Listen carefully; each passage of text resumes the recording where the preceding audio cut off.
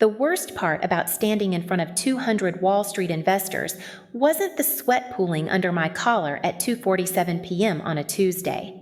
It wasn't even watching my parents sitting in the back row, my mother's arms crossed, my father checking his phone. The worst part was knowing that 3 hours earlier, my brother had texted me a photo of himself leaning against his new Tesla Model S Plaid, the $127,000 graduation gift from our parents, with the caption, "They said you'd be proud of me at least." I was about to announce the biggest acquisition in our industry's history, and my family still thought I was the one who needed to get my life together. Let me take you back to where this really started. 2 years earlier. Christmas dinner, 2022. The chandelier in my parents' Connecticut dining room cast warm light over the table, the kind of light that's supposed to make everything look perfect. My mother had outdone herself. Prime rib, roasted vegetables arranged like a magazine spread, wine that cost more than my monthly rent. My brother Marcus was home from Yale Law School, 24 years old, first in his class, already fielding offers from 3 different firms. He sat at my father's right hand, exactly where he'd sat since he was 12. I was 28, 4 years older, sitting next to my aunt, who kept asking if I was still doing that computer thing. "Sarah's company makes apps or something," my mother said, not looking up from cutting her meat. The dismissiveness was so casual it almost didn't hurt anymore. Almost. "Actually, we're building AI-powered supply chain optimization software," I said. "We just signed our 3rd enterprise client." "How much are you making?" My father's voice cut through the conversation like a knife through butter. The table went quiet. Even the clink of silverware stopped. "We're reinvesting everything into growth right now, so I'm paying myself $65,000. My father laughed. Actually laughed. Marcus's starting salary next year will be $190,000, plus bonus. "Dad, that's not really—" Marcus started, but my father was already refilling his wine glass. "I'm just saying, at some point, you need to ask yourself if you're building a business or just playing entrepreneur." He looked at me the way you'd look at a child insisting they could fly. "Your mother and I didn't pay for MIT, so you could be making less than a teacher." My younger sister Emma, 19 and home from Dartmouth, reached under the table and squeezed my hand. She was the only one who got it. "The market we're targeting is worth $18 billion, I said quietly. "We're solving a real problem." "Sure, honey." My mother's smile was the same one she'd give a kid showing her a crayon drawing. "But maybe you should think about getting a stable job first. Build some savings. Marcus could probably help you get your foot in the door somewhere respectable." I felt my phone buzz. A notification from our CTO, David. Emergency, server issues, client threatening to pull the contract. I excused myself, walked outside into the December cold, and spent the next 45 minutes on my phone coordinating our team to fix a critical bug. When I came back in, dessert was being served. No one asked where I'd been. The thing about being the family disappointment is that it doesn't happen all at once. It's 1,000 small cuts, so frequent you stop noticing the blood. 3 months later, Marcus graduated from Yale. My parents rented out a restaurant in Manhattan. 150 guests, open bar. A slideshow of his accomplishments projected on the wall set to triumphant music. I flew in from San Francisco, where I'd been meeting with potential investors. We'd just developed a breakthrough algorithm that could reduce supply chain costs by 23%, 3 times better than any competitor. I was exhausted, exhilarated, running on caffeine and possibility. "You made it," my mother said when I arrived, 40 minutes late because my flight was delayed. Then, looking at my blazer and jeans, "You didn't have time to change?" The celebration was everything my MIT graduation hadn't been. That ceremony, my parents had shown up late, left early, and taken me to Applebee's after. "No point being fancy," my father had said. "It's not like you're going to law school." At Marcus's party, my father gave a speech, talked about excellence, dedication, and the importance of choosing the right path. "Some people drift," he said, and I swear he glanced at me. But Marcus has always known exactly who he is and where he's going. The applause was thunderous. Afterward, at the bar, my uncle pulled me aside. So, Sarah, when are you going to give up this startup nonsense and get a real job? You're not getting any younger. I was in the bathroom, staring at my reflection, when Emma found me. They're idiots, she said. They're our parents. Idiotic parents? She leaned against the sink. For what it's worth, what you're doing is incredible. I've been reading about your company. That AI stuff, it's the future. Tell that to Dad. He'll see eventually. They all will. I wanted to believe her, but 6 months later, when my father's 60th birthday came around, it was Marcus who was asked to give the toast. Marcus who sat next to Dad during dinner. Marcus whose opinion was solicited on everything from politics to what wine to order. When someone asked me what I did, my mother jumped in before I could answer. She's still figuring things out. I was running a company with 12 employees and $2.8 million in annual revenue. But I was still figuring things out. July 2023, the day that changed everything. I was in our office in Soma, a converted warehouse space we'd scraped together the money to rent. Exposed brick, standing desks we'd bought used, a whiteboard covered in algorithms. David and I had been up for 36 hours straight. We'd finally cracked it. The algorithm we'd been developing for 18 months, the one that could optimize supply chains in real time, learning and adapting faster than anything else on the market, it worked. Not theoretically. Actually, it worked. We ran it through simulation after simulation: manufacturing, retail, pharmaceuticals, automotive. Every single sector showed 28 to 34% improvement in efficiency. We'd reduced the error rate to 0.003%. At 4:47 a.m., David and I just looked at each other across the conference table. "We need to call investors," he said. "We need to sleep," I said. "And then we need to call everyone." I went home, crashed for 4 hours, and woke up to 17 missed calls from my mother. I called back, expecting an emergency. "Why didn't you tell me Marcus was looking at condos?" she demanded. "What?" "He's buying a place in Manhattan. Your father and I are helping with the down payment. You should be more supportive of your brother." I'd just developed technology that could revolutionize global supply chains. My mother was mad I didn't know about my brother's real estate plans. "Mom, I have to go." "You're always too busy, Sarah. Family should come first." I hung up, stared at my phone, and something in me just shifted. I called our investor contact list. Every single person we'd been courting for the past year. "We have a demo. You need to see this." Over the next 2 weeks, we gave 34 presentations. The response was the same every time: stunned silence, followed by furious questions, followed by, "When can we talk terms?"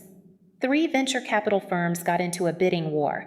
But then we got a different kind of call: TechFlow Industries, one of the largest supply chain management companies in North America. $8 billion in annual revenue. They didn't want to invest. They wanted to acquire us. The first meeting was in their headquarters in Midtown Manhattan. August 15th, 2023. I wore my best suit, the one I'd bought for fundraising meetings and barely worn because most of our pitches were over Zoom. Their CEO, Richard Chin, was everything I'd expected. Mid-50s, sharp suit, handshake like a vice grip. What I didn't expect was his CFO, Jennifer Martinez, who'd done her PhD at MIT 3 years before I got there. She knew my thesis advisor, had read my undergraduate research. "Your algorithm is remarkable," she said as we sat down in a conference room overlooking Bryant Park. "We've been trying to build something similar for 4 years. You've leapfrogged everyone." Richard was more direct. "We want to buy your company. The question is whether you're ready to sell." They offered $12 million. I countered at $35 million. "You have 12 employees and less than $3 million in revenue," Richard said, "and technology that will save you $200 million annually within 18 months, I replied. "I've done the math. So have you, or you wouldn't be here." Jennifer smiled. We negotiated for 6 weeks.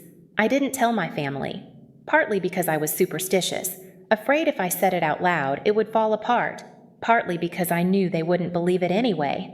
During week 3 of negotiations, I flew home for my cousin's wedding. Marcus cornered me at the rehearsal dinner. "Mom's worried about you," he said. "She thinks you're going to go broke and have to move back home." "I'm fine." "Are you, though? Because Dad heard from Uncle Tom that your company is struggling, that you're looking for investors because you're almost out of money." I almost laughed. We'd just turned down a $28 million offer because I thought we could get more. "Marcus, I promise you I'm doing fine." He patted my shoulder like I was a child. "Just don't be too proud to ask for help, okay? I'm making good money now. If you need a loan—" "I don't need a loan." "Okay." That same patronizing smile. "But if you change your mind—" The wedding was beautiful. During the reception, my mother pulled me aside to tell me that Marcus was being considered for partner track already, unprecedented for someone with less than 2 years at the firm. "He's always been exceptional," she said. "We're so proud." Then, almost as an afterthought, "How's your little company doing?" "It's doing well." "That's nice, dear." She was already looking past me, waving at someone across the room. September 27th, 2023, 11:23 a.m. I was in a conference room with our lawyers, their lawyers, and both companies' executives. The final contract was 147 pages long. The number on page 3 was $40 million. Jennifer had convinced Richard. The technology was worth it. They'd already started planning integration. They wanted to keep me on as VP of Technology Innovation, with a substantial salary and stock options. David would become Chief Technology Officer. Our entire team would be retained with raises. "Before we sign," Richard said, "I need to know you're committed. This isn't just a cash out. We need you to help scale this technology across our entire operation." I looked at the contract, at the number that represented 4 years of 18-hour days, hundreds of rejected investor pitches, living on ramen and hope, the number that represented proving everyone wrong. "I'm in," I said. "Let's build something incredible." We signed at 2:47 p.m. The press release was scheduled for the next morning. That night, I finally called Emma. She screamed so loud I had to hold the phone away from my ear. "$40 million? Sarah, oh my God, oh my God." "The deal isn't public yet. You can't tell anyone." "I won't. I promise. Sarah, do Mom and Dad know?" "No." "Are you going to tell them?" I thought about it. About 4 years of condescension, of being introduced as still figuring things out, of watching Marcus get celebrated for every achievement while my company was dismissed as a hobby. "They'll find out tomorrow," I said, "with everyone else." September 28th, 2023. 6 a.m. The press release went out. TechFlow Industries acquires Quantum Supply Solutions in landmark $40 million deal. By 6:30, it was on TechCrunch, VentureBeat, Bloomberg. By 7 o'clock, my phone was exploding. I was in the car, heading to TechFlow's headquarters for the investor presentation, when my mother called. "Sarah," her voice was strangled. "Your father just saw, there's an article. It says—" "It's true, Mom." Silence. "You sold your company for $40 million? Yes. 40 million? As in 40 million? Yes. More silence. Then, why didn't you tell us? I could have said a lot of things. Instead, "I'm about to walk into a meeting. I'll call you later." I hung up before she could respond. The investor presentation was surreal. 200 people in a ballroom at the Mandarin Oriental. Richard introduced me as the brilliant mind behind the technology that's going to transform our industry. I walked onto the stage to applause, and there, in the back row, were my parents. I don't know how they found out where the presentation was. Maybe they called the company, maybe they saw it in the press release. But they were there, looking shell-shocked and confused, and maybe a little proud. I gave a presentation about my life. Explained the technology, the market opportunity, the integration plan. Answered questions from investors who actually listened, who saw me as an expert, not as someone who needed to figure things out. When it ended, I walked off stage to a standing ovation. My parents were waiting in the hallway. My father spoke first. "Sarah, we had no idea." "I know." "Why didn't you tell us? We would have—" "What, Dad?" I kept my voice calm. "Believe me? Support me? Celebrate me the way you celebrated Marcus for getting into law school? He looked like I'd slapped him. My mother's eyes were wet. We're your parents. We deserve to...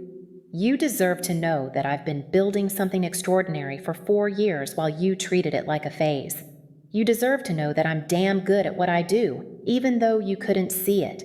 And you deserve to know that I did this without your support, without your approval, and without your belief that I could. Sarah, my father started. I have meetings all day, I said. We'll talk later. I walked away. I didn't look back. The next 3 months were chaotic. Integration meetings, press interviews, team expansions. My face was in Forbes' Business Insider Fast Company. The 28-year-old who revolutionized supply chain tech. Marcus called me in November. Hey, congrats on everything. Thanks.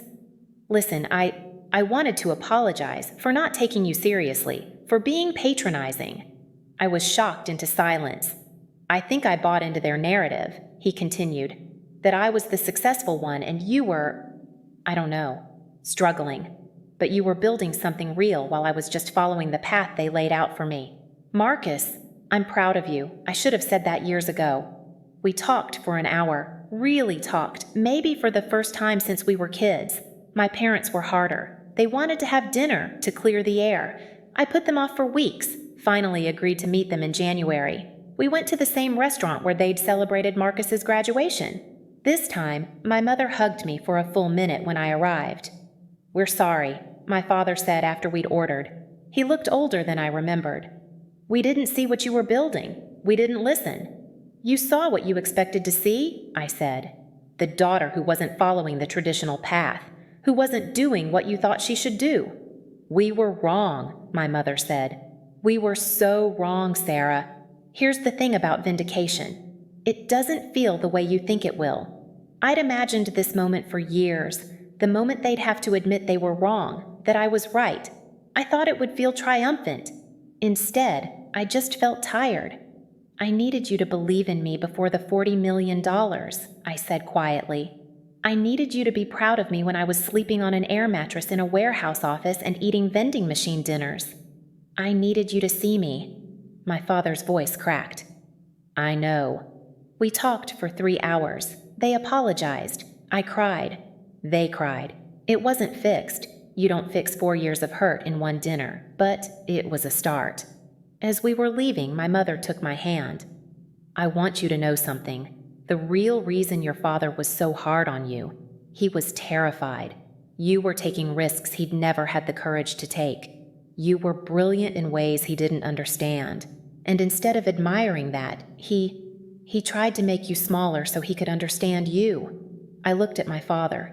He nodded, not meeting my eyes. That's not an excuse, my mother continued, but it's the truth. It's been 14 months since the acquisition.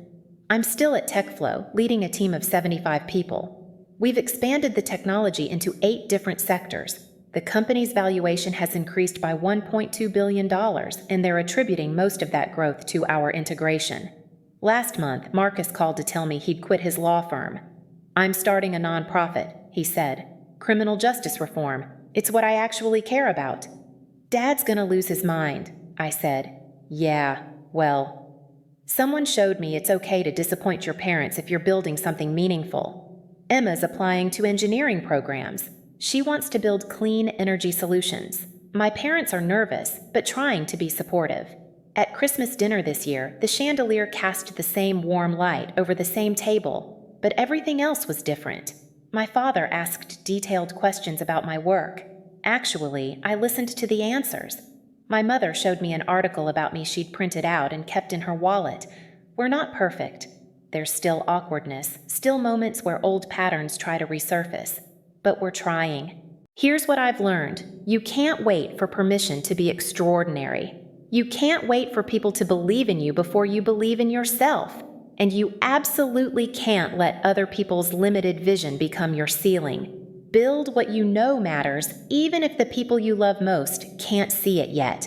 Sometimes the greatest gift you can give yourself is refusing to be small, just because it would make others comfortable. And sometimes being the family disappointment is just the first step to becoming the family's surprise success story.